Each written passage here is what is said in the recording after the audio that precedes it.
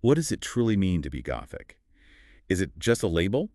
Or is it more like a living, evolving identity, one shaped by gods, kings, and, everyday choices? That's a great question to start with. Because when we hear Goths, our minds often leap straight to images of, well, barbarians at the gates of Rome.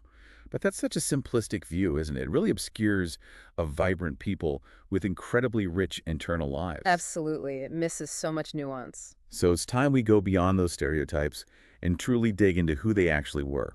In this part, we will talk about the multifaceted world of Gothic society, culture, and their fascinating pagan religious practices, and how these transformed through their interactions with the Roman Empire and beyond. It's a huge topic, but incredibly revealing. Our mission today is to peel back the layers of our source material, to try and uncover the surprising nuances of Gothic daily life, their evolving social structures, the vibrant tapestry of their cultural expressions, and that profound journey of their spiritual beliefs from ancient paganism right through to the adoption of Arian Christianity. And it was a journey.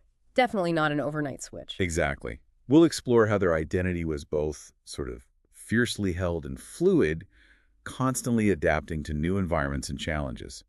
So let's begin by defining Goth itself, because even that term, well, the way the Romans used it, it's far more complex than it first appears. It's very true. For the Romans, Goth was often an overarching term, almost you could say an administrative label, not always precise for a single unified group. Like a catch-all. Exactly. Imagine them encountering all these diverse Germanic peoples along their borders, and rather than learning every distinct name, which would be difficult, they just categorize them under this convenient umbrella. Our sources show this really clearly. Okay. The term frequently ends up encompassing a wide swath of different groups, people like the Vandals, Rugians, Gepids, Siri, even the Alans, who weren't Germanic at all. Right. Sometimes they even mistakenly labeled them Suevi or Scythians, peoples who were, quite distinct culturally and geographically. So this external labeling is key. It's crucial because it often masks the very real, very distinct identities and divisions within what the Romans might have just seen as this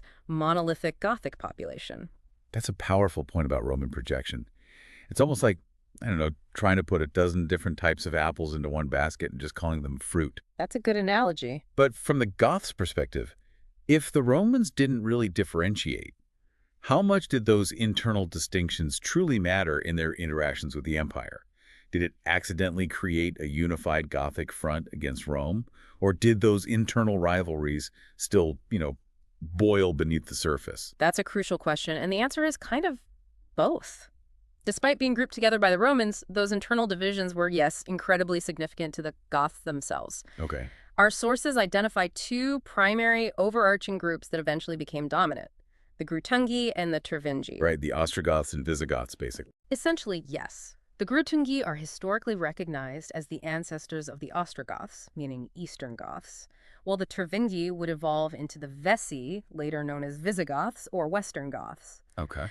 Now, while these two were in many ways branches of the same family tree, they even shared rulers at certain points in history, they absolutely maintained distinct histories, traditions, and a really keen sense of self that was vital to their own perception. So they knew who they were, even if the Romans didn't always get it right. Precisely. So while the Roman label might have created a kind of external unity on paper, internally their identities were fiercely held and quite distinct.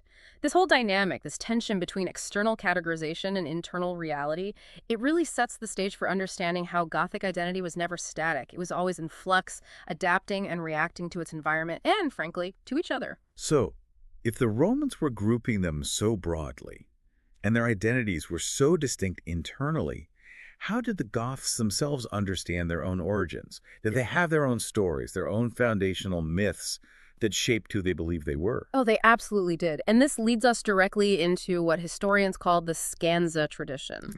Scandinavia. Exactly. This was the Goths' own vibrant oral history, recounting a homeland in the north, specifically Scandinavia. It's a real cornerstone of their self-identity. An early historian named Ablabius was instrumental in recording this tradition. Okay. And his work is particularly valuable because he didn't just transcribe. He actually supplemented these ancient tales with his own contemporary ethnographic observations. What's truly insightful here is understanding the nature of oral history itself. Right. It's not like a modern history book. Not at all. It isn't just a simple retelling of facts. It actively remade the past to explain the present, constantly evolving. Crucially, these narratives often serve to legitimize contemporary rulers, weaving heroic ancestors and mythical journeys into the lineage of current leaders. So it had a political function, too. A very important one. It wasn't just a quaint campfire story. It had real political, social, and cultural functions, shaping their collective memory and purpose. That makes a lot of sense. Yeah. So it's not necessarily a literal, immutable historical account, but more of a dynamic narrative that served specific purposes for different Gothic groups at different times. It's like a living history that shifts with the needs of the moment. Precisely. You hit on a key point. There wasn't one single, uniform Gothic oral history. Different groups within the broader Gothic population often had differing accounts, subtly tailoring their past to their current circumstances and political agendas. Which must make it tricky for historians now. It absolutely does. This, of course, creates a significant challenge for modern historians and archaeologists.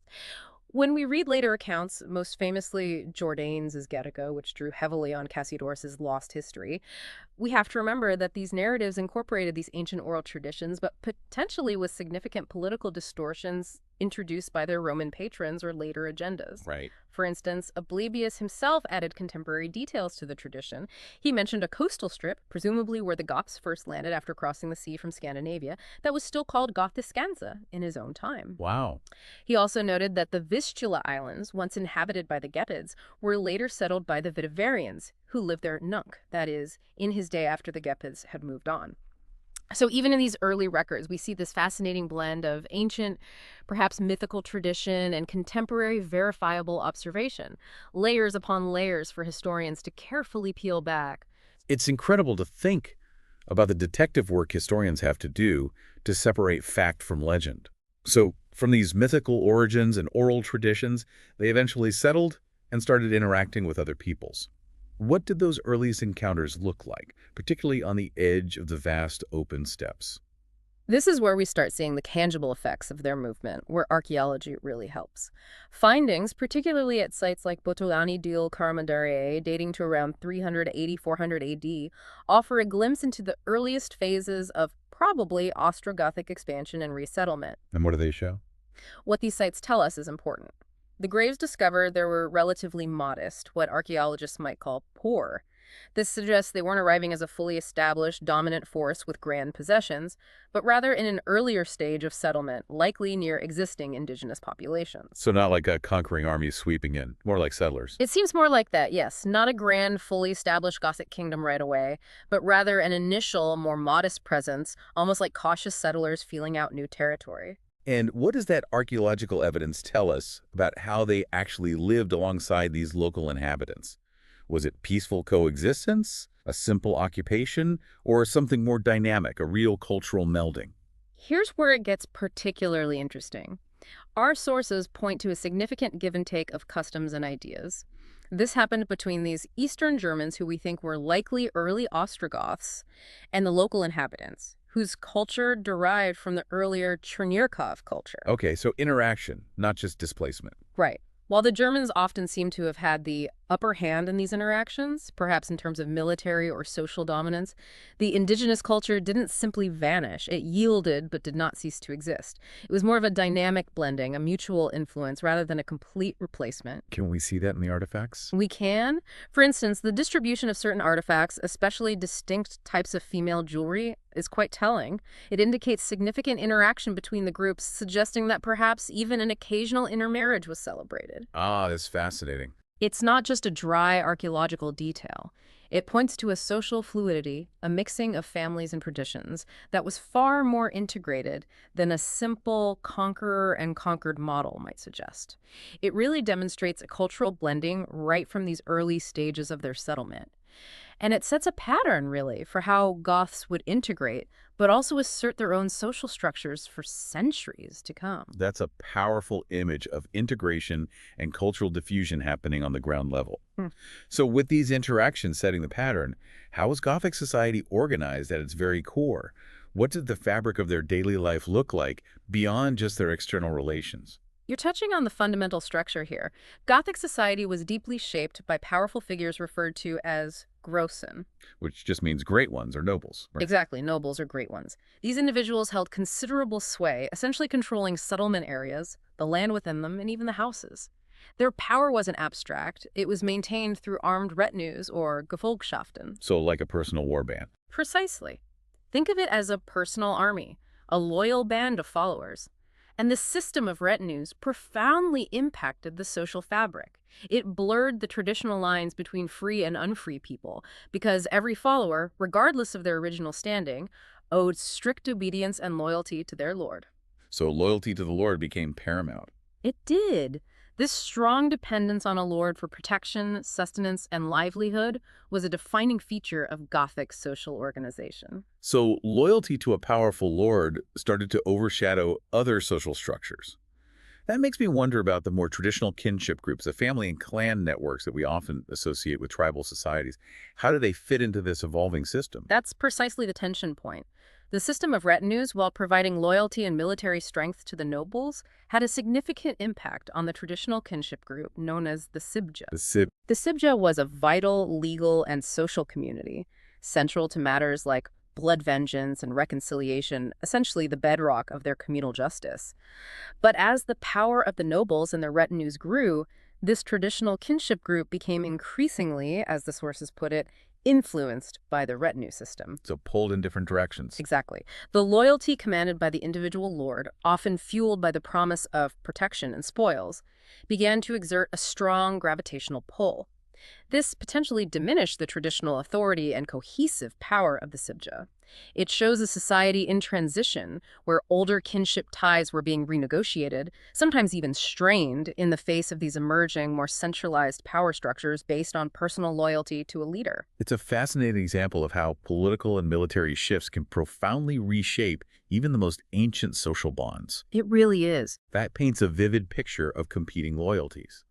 So you have these powerful nobles and their retinues pulling people into their orbit, but what about the everyday people, the villagers? What was their experience of Gothic society?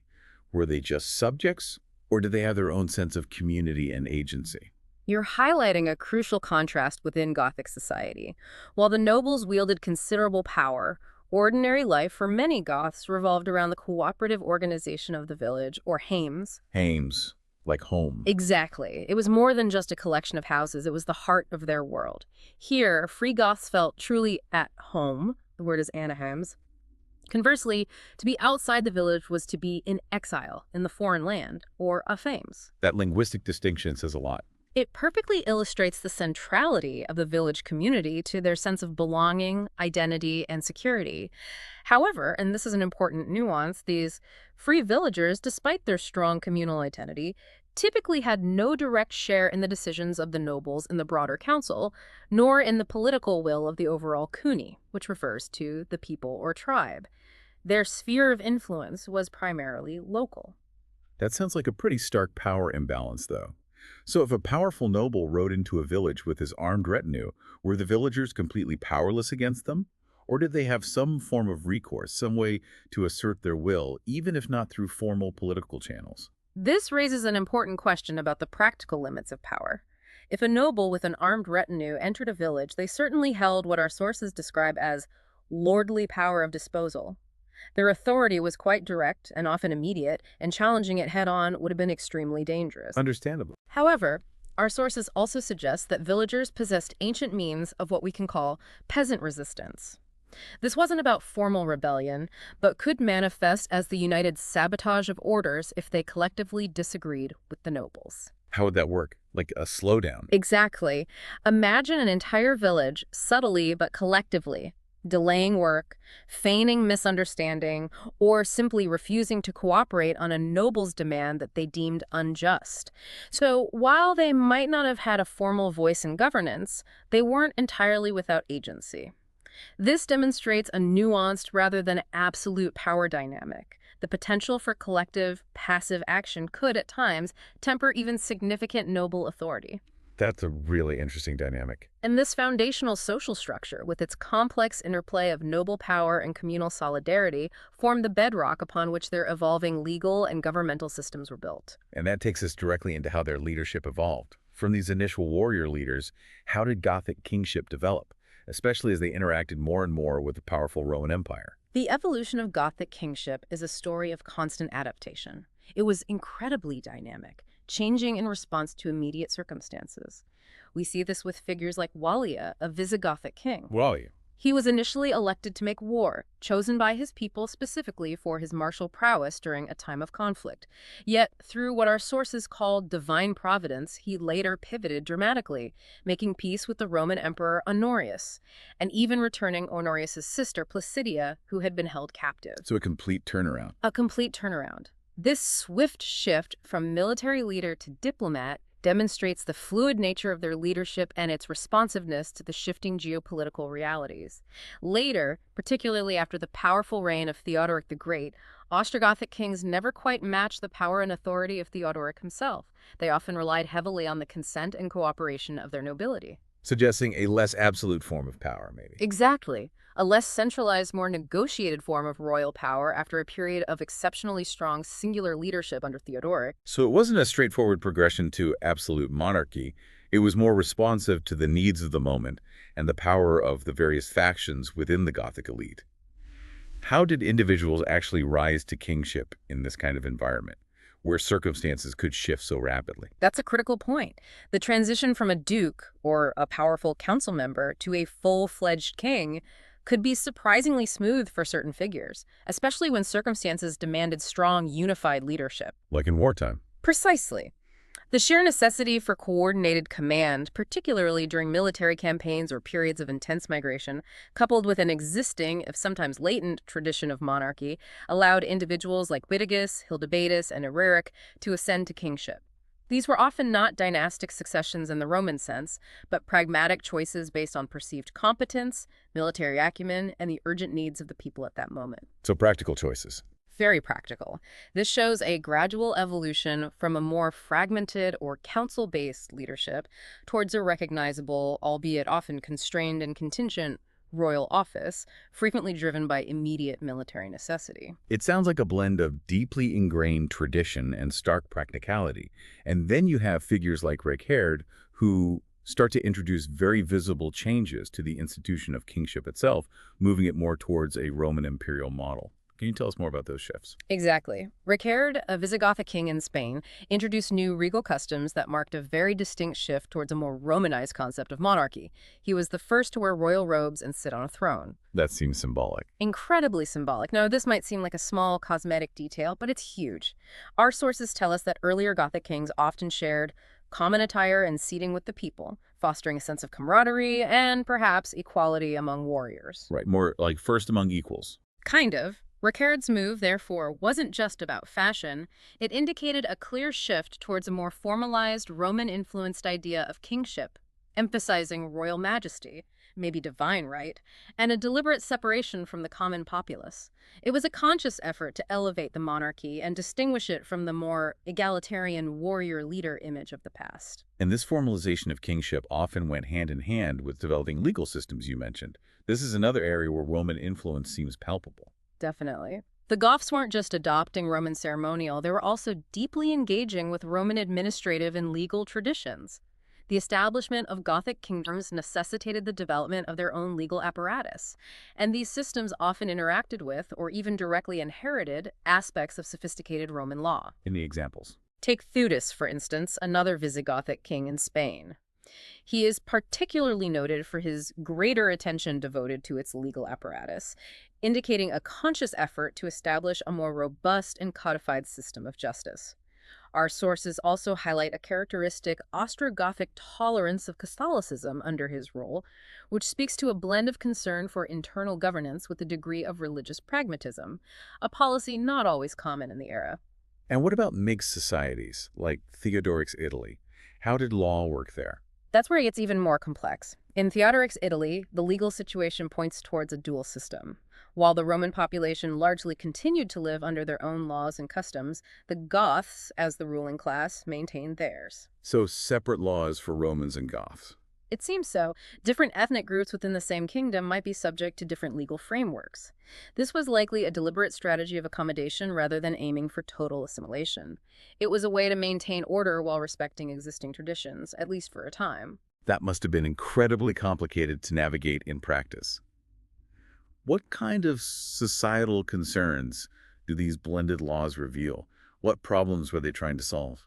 These laws really serve as a powerful window into the societal concerns and anxieties of the time. For instance, Visigothic laws, particularly those found in Book 9, clearly inherited much from Roman legislation, but they were adapted and expanded to address contemporary issues within the Gothic kingdoms. Such as? One recurring theme is the constant flight of serfs and peasants from estates to cities. This wasn't just a minor issue, it was a significant economic and social problem. And the laws punished it very severely, castigado con penas muy graves. Which tells us? It tells us a lot about the fragility of labor, the allure of urban centers, and maybe the desperation of those tied to the land. The fact that church councils also expressed deep concern over the flight of people from ecclesiastical dependence church lands shows this intertwining of secular and religious authority in trying to maintain social and economic stability. So the laws aren't just dry codes. Not at all. They reflect a society struggling to maintain order, control labor, and navigate immense demographic and economic changes. This evolving legal framework, this blend of old and new, was also profoundly influenced by the blending of cultures in other areas, perhaps most visibly in language. And one of the most fundamental aspects of culture is language, both spoken and written.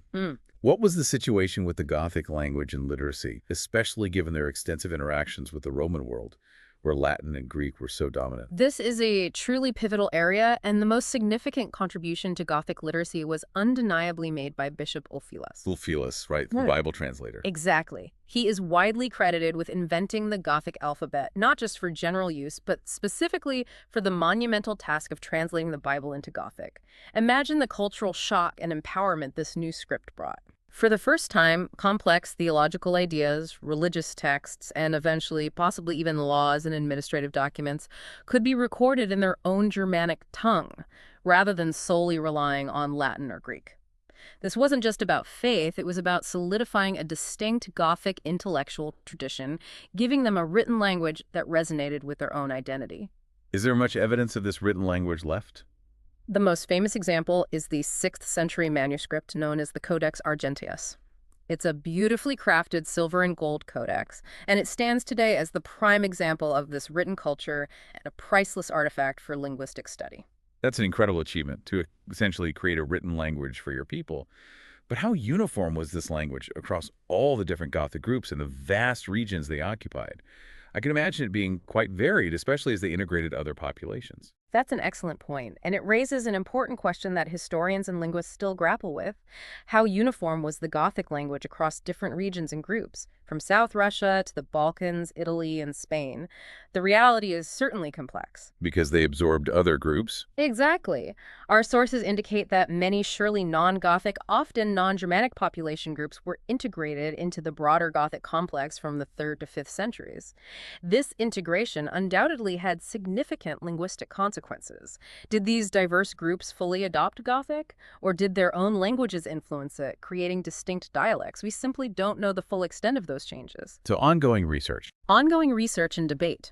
For example, some research suggests a close connection between Gothic and Old Norse or Old English. This has sparked ongoing debates among scholars over whether Gothic should be classified as primarily East Germanic or North Germanic. It's like tracing ancient riverbeds, trying to map where one culture's linguistic current flowed into another's, underscoring the complex and often debated linguistic heritage of the Goths. Their language, like their identity, was likely not static, but a dynamic, evolving entity. So we're talking about a culture that's constantly absorbing and adapting, even in its language.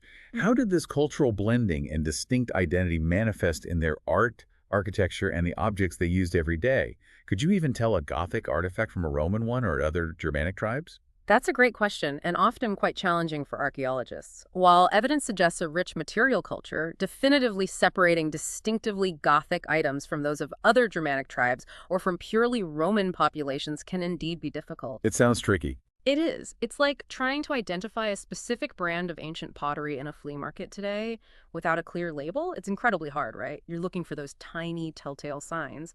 However, we do have glimpses where distinct Gothic elements or a clear fusion of styles are visible. Like what? For example, specific types of handmade pots are paralleled only in Germanic cultures, suggesting a particular craft tradition that traveled with them. Similarly, bone combs, common in Germanic cultures, are not found in earlier indigenous cultures of the regions they moved into, pointing to a Gothic introduction. Even fashion played a role. The habit of wearing two brooches, or sibulae, worn on the shoulders to fasten clothing, was originally a distinct Germanic custom. These everyday objects provide tangible markers of their identity and cultural exchange. That's a powerful way to see cultural exchange through personal adornment and household items. Are there any examples of early Gothic writing or artistry on these objects that give us a glimpse into their craftsmanship and early literacy? Indeed. The Koval spearhead, a 3rd century artifact unearthed in northwest Ukraine, offers an early glimpse into their script and craftsmanship with its Gothic runic inscription. Scholars interpret it as potentially reading Target Rider or something similar. It's a small but significant piece of early Gothic written culture. Wow. But beyond these smaller personal objects, Gothic leaders also engaged in large-scale architectural projects that clearly demonstrated this blending of cultures.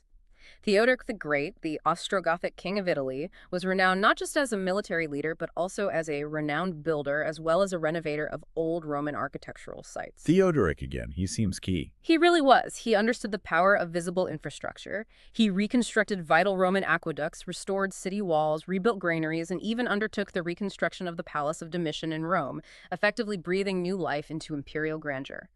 But he also built new structures that reflected his own Gothic and Arian identity, such as the Hagia Anastasis, which was an Arian cathedral, and his famous mausoleum in Ravenna, a striking blend of Roman and Germanic architectural forms. So Theodoric wasn't just building things for practical reasons. He was actively shaping the physical landscape as a statement of power, legitimacy, and cultural integration. And the Roman Senate even recognized him for this, right? Absolutely.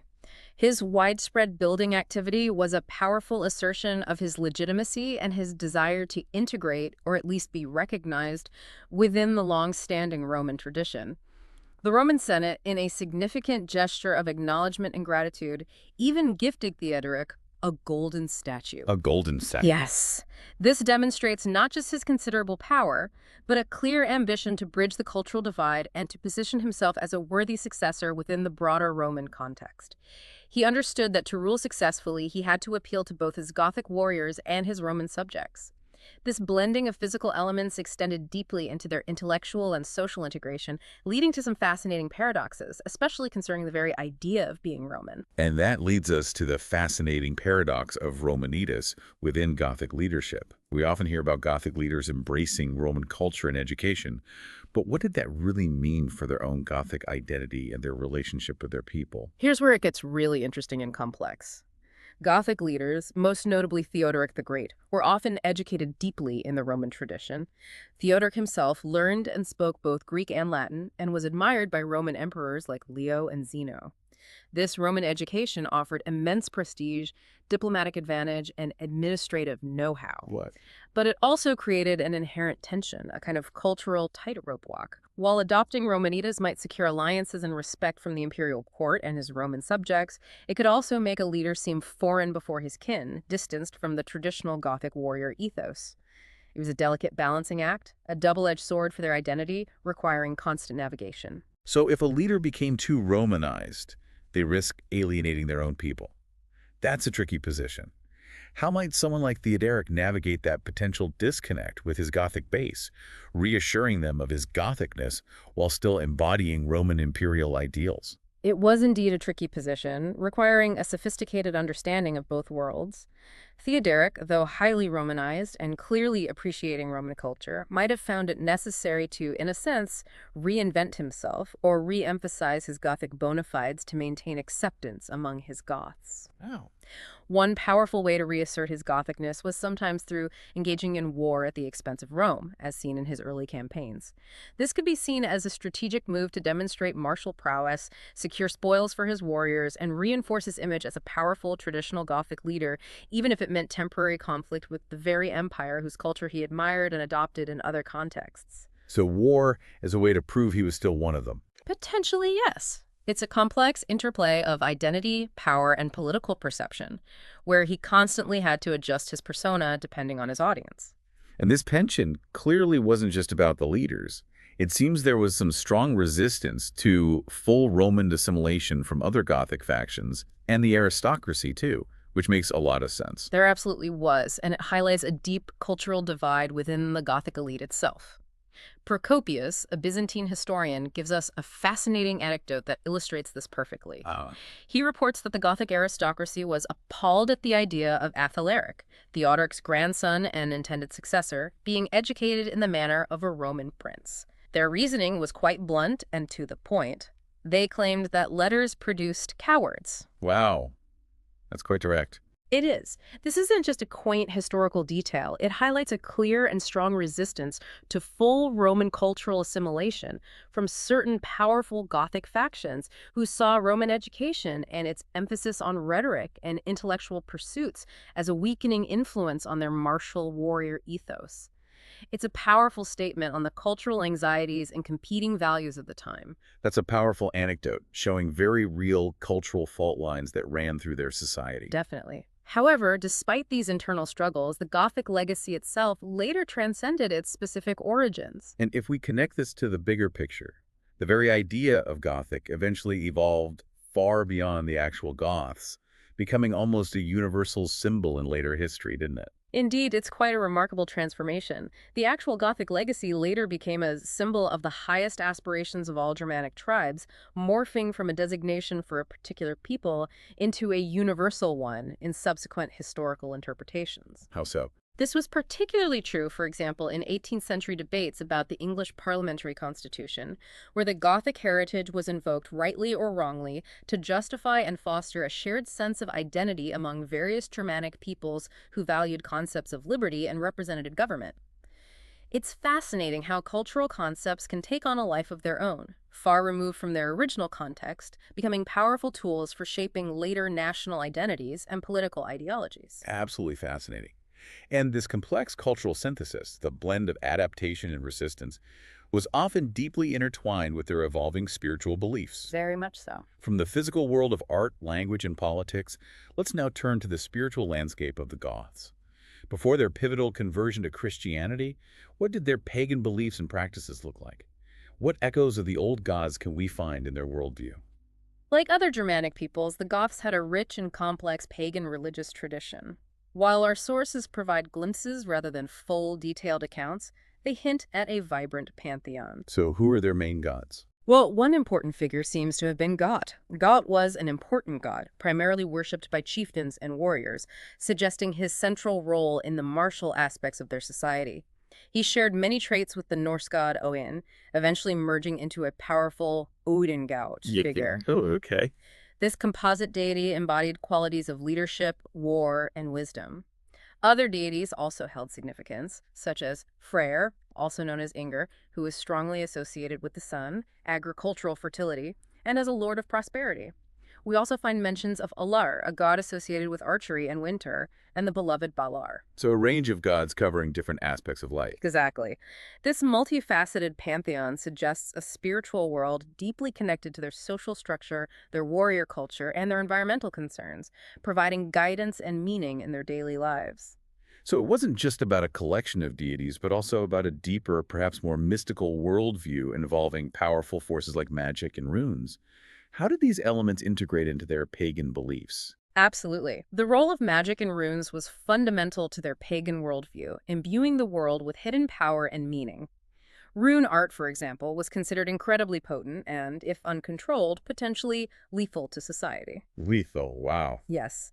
Therefore, this powerful knowledge needed to be monopolized and controlled, presumably by religious specialists or chieftains who understood its dangers and benefits.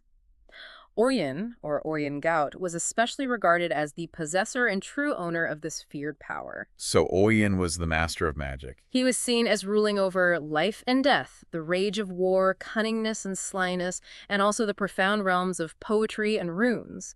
What's fascinating here is that while Oyen held primary power over magic and its secrets, other gods were also tied into this intricate system. Freyr and Tyr were ascribed to certain parts of the runic alphabet, each symbol holding unique power and association. And Heimdallr, the guardian of the gods, was believed to have taught humans to read, even if Oyen was ultimately credited with giving the runes themselves. That's incredibly intricate. It is. This rich spiritual background, with its intricate web of gods, magic, and cosmic order, profoundly informed their view of death and the afterlife, shaping how they honored their departed. And their burial practices offer a tangible link to these ancient beliefs. What can we learn about Gothic paganism from how they buried their dead? What distinct customs shed light on their worldview? This is a remarkable area of study, as their grave customs in pre-Christian times reveal distinct gendered practices that are highly informative about their societal roles and beliefs about the afterlife. Okay, how so? In regions like Västergötland in Scandinavia and the Vistula area, a consistent and striking pattern emerges. Men's graves always lack weapons, and generally the grave goods are quite poor. No weapons for men. That seems counterintuitive for a warrior society. It really does. It contrasts sharply with what one might expect, where weapons are often symbols of status and prowess, buried with the deceased. In stark contrast, women can be buried luxuriously, and sometimes also with lighter weapons like knives. So the women got the rich burials, sometimes even with weapons. It seems so, based on this evidence. This is a significant cultural marker, suggesting specific beliefs about warriors and the afterlife that differed significantly from some other Germanic tribes who frequently buried men with elaborate weapon hoards. That's quite a departure from the typical image. What are the implications of men consistently being buried without weapons? What does that tell us about their beliefs about warriors and the afterlife? Why no weapons? This raises an important question, and it points to a very specific set of beliefs. The consistent absence of weapons in male graves must be an indication, as some scholars suggest, that the cult of God might have included that men should not be buried with weapons. So a religious reason. That's the interpretation. This particular practice suggests a specific spiritual understanding for male warriors, perhaps indicating that their transition to the afterlife didn't require earthly weapons, or that their journey involved a different kind of spiritual equipment bestowed by their war god. Interesting. What kinds of graves did they use? Our sources detail various types, from simple flat-ground graves to more elaborate fire pit graves, urn fire pit graves, and urn graves. Each offered a particular way of honoring the dead. The presence of weapon burials, when they did occur in some contexts, was explicitly noted as a departure from the norm, reinforcing the deep significance of this weaponless male burial custom. No problem. It truly sets them apart. It really does. And while not exclusively Gothic, cremation studies of other prehistoric populations show double burials, like a mother, an infant, or an old man and a child. This offers a broader context for understanding family dynamics and social structures in death, even if the specific Gothic weaponless male burial custom remains a unique indicator of their distinct spiritual beliefs. And these deeply ingrained pagan practices, however, eventually gave way to a new faith, Christianity, marking another profound transformation in their identity. A huge transformation. And this brings us to the Great Conversion, the pivotal shift from paganism to Arian Christianity. How did this monumental transition unfold for the Goths, and what were the key drivers and nuances behind it, especially given their relationship with the Roman Empire? The conversion to Arian Christianity was a truly pivotal moment for many Gothic tribes, particularly the Visigoths. After their settlement in Moesia as Roman foederati, essentially allied troops living within Roman territory, in 382 AD, many gradually converted. This conversion wasn't simply a matter of spiritual awakening. It was often a direct political condition for their settlement and for their continued service to the Roman Empire. So politics played a big role. A huge role. It highlights the deeply intertwined political and religious dimensions of their integration into the Roman world. What's crucial to understand here is that Arianism itself was a distinct form of monotheism, fundamentally differing from Nicene or Catholic Christianity, which was the dominant imperial faith. Hold on. You mentioned Arianism was distinct from Nicene Christianity. For listeners who might not be familiar with the theological specifics, could you quickly explain the core difference? This wasn't just a minor squabble, was it? Absolutely. It's vital to clarify, as this theological distinction had massive practical implications. The core difference lay in their understanding of Jesus' divinity.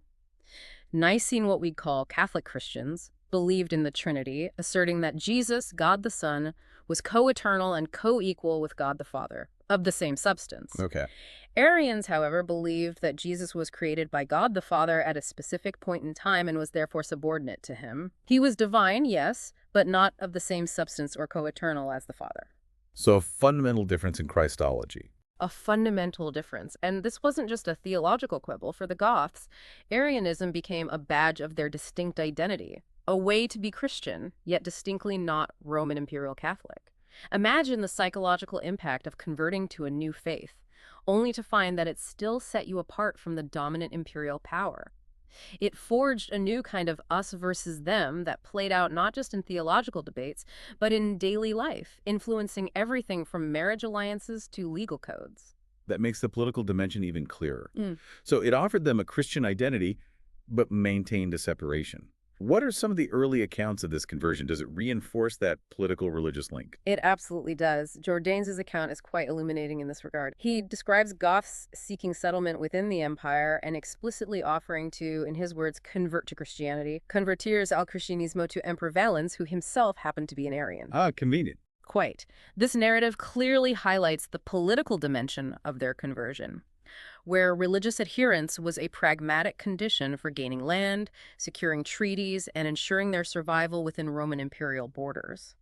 This new religious identity, however, brought with it its own set of internal and external tensions, often leading to conflict rather than peaceful coexistence, even among fellow Christians. Given that distinction between Arian and Nicene Christianity, it's not surprising that there would be tensions. What did these religious conflicts look like, both within Gothic society and in their interactions with the Romans? Were they always purely about theology?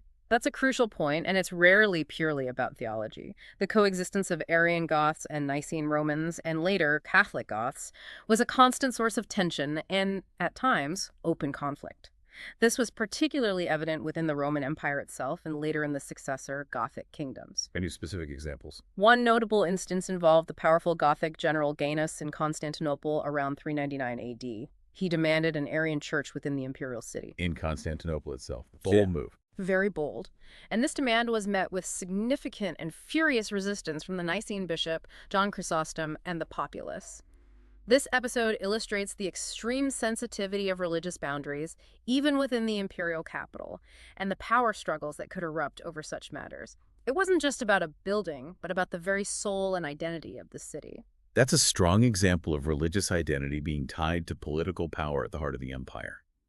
What about internal conflicts within the Gothic kingdoms themselves, particularly in places like Visigothic Spain, where they had established themselves?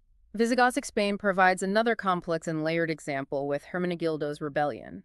This was the rebellion of King Leovigildo's son, Hermenegildo, and it is often presented as a straightforward Catholic uprising against Arian rule. But it wasn't that simple. It seems not. Our sources suggest a much more nuanced reality, indicating it was, quote, rather a war of the always rebellious southern aristocracy against royal power.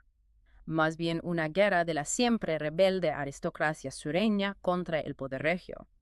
What's particularly insightful here is that both Catholics and Arians were found on both sides of this conflict. Really? Both sides? Yes, which highlights that political ambition, regional loyalties, and dynastic struggles often intertwined with or even overshadowed purely religious motivations.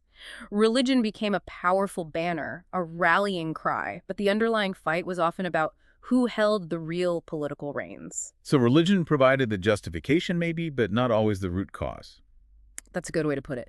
This demonstrates the complex political undercurrents that frequently accompanied and sometimes masked religious identity. So religion wasn't always the sole driver, but certainly a major factor, often providing a convenient justification for other struggles. What happened when King Leovigild tried to enforce Arianism as a unifying force within his kingdom? Leovigild, perhaps seeing the divisions that conflicting faiths caused, indeed aimed for a single religion, the Gothic faith, una misma religión, la fide gótica, as a means of unifying his diverse kingdom under one spiritual banner. However, his efforts met with significant resistance. Like where? Most vividly in the case of Bishop Masona and Bishop Suna in Merida. Masona, the Catholic bishop of Merida, had supported Ermenegildo, which led to his exile by the Arian king Leovigild. Upon Leovigildo's attempt to re-implement Arianism in Merida through a new Arian bishop, Suna, Masona's steadfast refusal, combined with strong popular support from the Nicene population, created a major political religious standoff. The city defied the king. Essentially, yes. Masona's eventual return from exile, due to popular pressure and political maneuvering, demonstrates the powerful influence of popular sentiment and the limitations of even royal authority when faced with deeply held religious convictions. Ultimately, it was Leovigildo's son, Recoredo, who successfully achieved a broader religious unification, but by converting the Visigoths to Nicene Catholicism, thus aligning them with the majority Roman population. A complete reversal. The complete reversal, and one that profoundly influenced the role of the church in Gothic society. That brings us to how the church itself transformed into a massive social and political force within Gothic societies.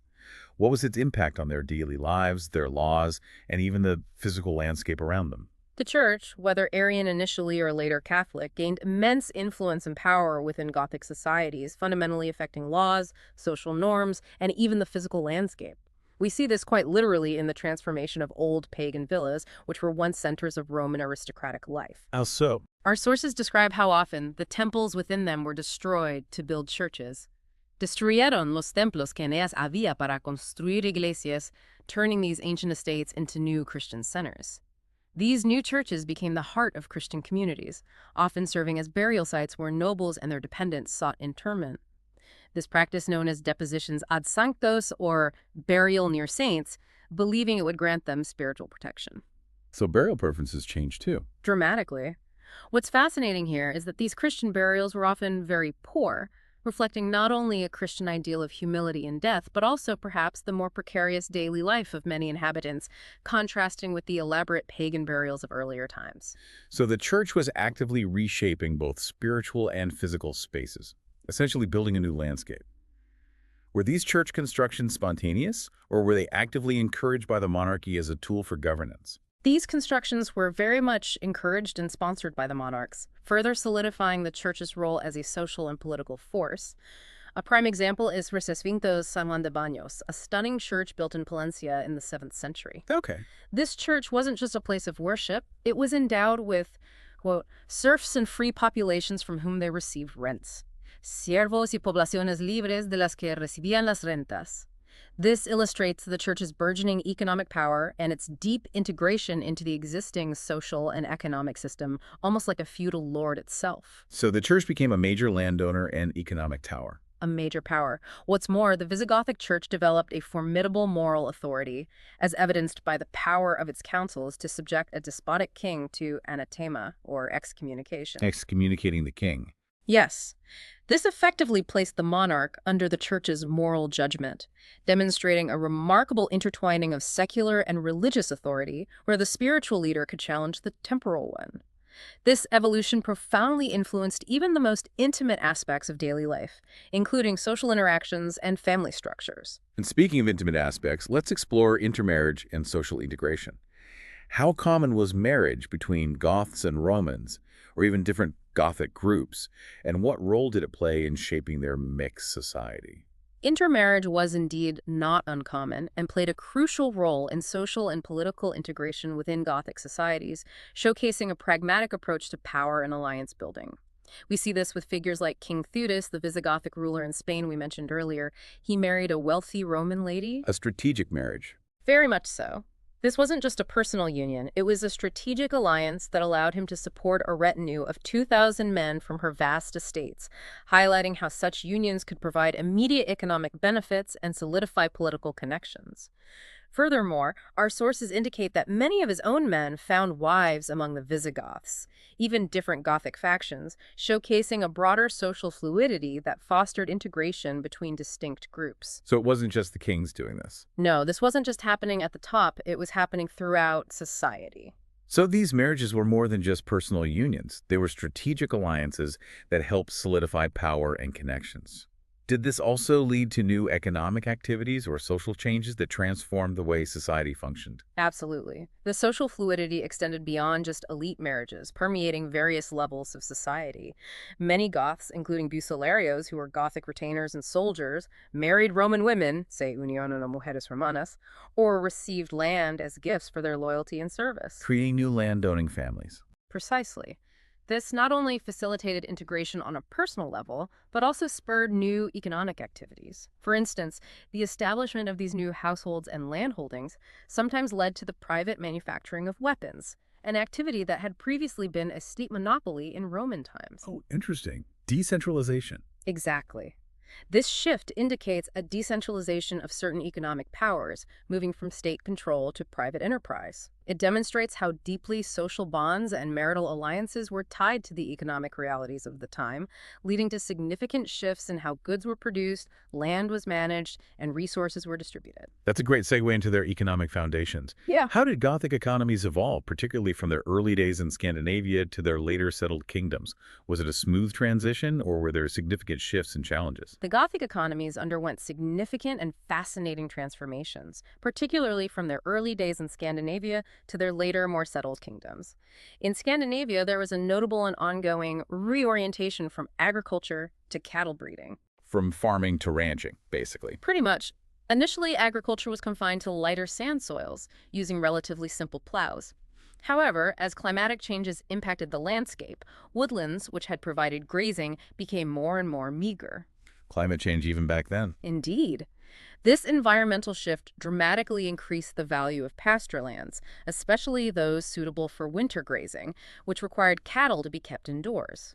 This, in turn, led to an increased tendency to think in terms of territorial preserves, as land became more precious and needed to be actively defended and managed in close proximity to human habitation. So a changing climate led to a shift in their entire economic strategy and consequently their social structure. That must have fundamentally altered the basis of chieftain power, moving them from one type of leader to another. It did, fundamentally. This economic shift, driven by environmental necessity, created a pressing need to actively guard herds and inevitably led to raids towards the neighbors to rob cattle and land. Cattle raiding became more important. It seems so, and this entirely changed the basis of chieftain power. It moved away from what might have been a more agricultural-based authority rooted in pure fertility, perhaps tied to seasonal cycles and bountiful harvests. Instead, power became increasingly founded on genealogical ancestry directly from the war god and god-king, emphasizing martial prowess and a divine right to lead through strength. So, less farmer priest, more warrior king. That's a good way to think about it. This, in turn, led to a new cult appearance of a more warrior-like and shamanistic kind, the more open cult of God, the god primarily worshipped by chieftains and warriors. It's a powerful illustration of how environmental and economic pressures can directly shape a people's leadership, religious beliefs, and entire social organization. And these Gothic kingdoms also had a profound impact on the existing Roman economic systems, leading to widespread discontent among the Roman populace. It wasn't just about their own internal shifts, but how they disrupted the established order. That's absolutely right. The economic pressures, whether imposed by or in response to the Gothic kingdoms, also had a significant and often devastating impact on existing Roman economic systems. Lactantius, a contemporary Christian writer, painted a grim picture describing alarming taxes and ruined colonists in the late Roman Empire. Making life miserable for ordinary Romans. Exactly. This created fertile ground for widespread discontent among the Roman populace, who were often suffering under their own imperial authorities. For many, this situation became so dire that it sometimes made the arrival of barbarians more tolerable than the city's oligarchy. Wow, so the barbarians were sometimes seen as the lesser of two evils. It suggests that, yes, the economic hardships faced by many Romans under imperial rule, characterized by heavy taxation and exploitation, sometimes made the presence of Germanic groups, even with their demands, seem like a comparatively lesser evil than the entrenched corruption and burdens imposed by their own elite. These economic pressures were directly linked to the social hierarchy and the daily lives of ordinary people, creating immense strain throughout society. So we've got a changing economy, significant social upheaval, and a constant shifting of power. How was Gothic society stratified, particularly in their later kingdoms, and what did daily life look like for the average peasant, serf, or soldier in this complex, evolving world? Gothic society, particularly in the later kingdoms, became quite highly stratified, encompassing a distinct hierarchy that included professional warriors, free men, and various forms of unfree labor. What's truly insightful here is how Visigothic laws clearly distinguish between slaves, service, and peasants or serfs. So serf and slave weren't the same thing. Legally, no. While both were often tied to the land and subject to a lord, serfs enjoyed a remarkably different legal status with significantly more rights than slaves. They could marry freely, maintain a family, inherit and testate small possessions, and even serve as witnesses in trials. So they had legal rights. They did. They could appeal judgments made by their lords, engage in trade, and if permitted by their lords, even send their children into the church or the army. This highlights a nuanced social hierarchy, where even those bound to the land had a degree of legal personhood and agency, far from being mere property like a slave. So a serf wasn't simply a slave, which is an important distinction, but they still had significant obligations to their lords. What did those obligations entail? What was the daily grind like for them? Despite these rights and legal protections, these peasants and serfs had significant obligations of extraordinary services or corvées. This included extensive and often arduous work in the fields, producing food and resources for their lord, and labor within the lord's domus or household. So lots of unpaid labor. Essentially, yes. Beyond agricultural work, they also provided what was basically free labor for the construction of churches, the repair of city walls and roads, and the construction of bridges. So their labor built the very infrastructure of the Gothic kingdoms. In return for these labors and their binding to the land, they received protection from their lords, which was a vital necessity in a tumultuous era marked by insecurity and conflict. A trade-off. Labor for protection. An unequal one, but yes. This reciprocal, albeit unequal, system helps explain the flight of serfs and peasants that Visigothic laws so frequently mention and try to prevent. These individuals sought refuge in cities or on other estates, desperately seeking escape from exploitation or simply the promise of better conditions, a phenomenon that deeply concerned both secular and religious authorities of the time. That makes sense. This constant tension between obligation and desire for freedom profoundly shaped the social landscape. It really did. And beyond economic survival and social hierarchies, social rules governed even deeply personal aspects of life, revealing the Church's growing moral authority. This brings us to a striking example: the severe stance on abortion in Visigothic society, which seems to represent a profound shift from earlier Roman norms. This is indeed a powerful illustration of the Church's increasing moral authority and its successful integration into the state's legal framework. Visigothic laws and church councils adopted an extraordinarily severe stance on abortion, which was a profound departure from earlier Roman norms. How did Roman law view it? Under traditional Roman law, abortion was primarily considered a family matter, usually the father's decision, affecting issues of inheritance and family lineage. The Roman state generally remained detached from its condemnation, viewing it as an internal family affair, with penalties only if it occurred without the father's explicit authority, or if it endangered the mother. It was a pragmatic, family-centric view. That's a huge contrast. Yeah. So how did the Visigothic legal system, heavily influenced by the Church and its doctrines, approach abortion? What were the penalties, and how widely were they applied? The difference is stark. Visigothic laws and councils were unequivocal, furor tajantes. They pursued abortion with the penalty of death or blindness and excommunication for the couple who practiced it. Death or blindness. That's incredibly harsh. Incredibly harsh. This was not a nuanced legal position, it was absolute. The penalties were extensive, extending to all people who helped in it, including doctors, healers, old midwives, or mysterious witches, all of whom faced the dire threat of the death penalty. Everyone involved was liable. Everyone, even enslaved individuals, if forced to assist in an abortion, received 200 lashes, a brutal punishment indicating their complicity, however unwilling. For the upper classes, financial penalties were imposed, sometimes up to 150 sueldos, a considerable sum, but a free woman involved lost her freedom, essentially becoming enslaved. So the penalties varied by class, but were severe for all. Extremely severe across the board. This severity underscores the Church's rapidly growing moral authority and its successful integration into the state's legal framework, clearly reflecting a strong emphasis on Christian doctrine over traditional, familial, or pragmatic considerations. It shows a society where religious morality had become deeply embedded in the very structure of civil law. What a journey through Gothic society, culture, and religion. We've seen a people whose identity was not static, but a complex, ever-evolving blend of tradition and adaptation.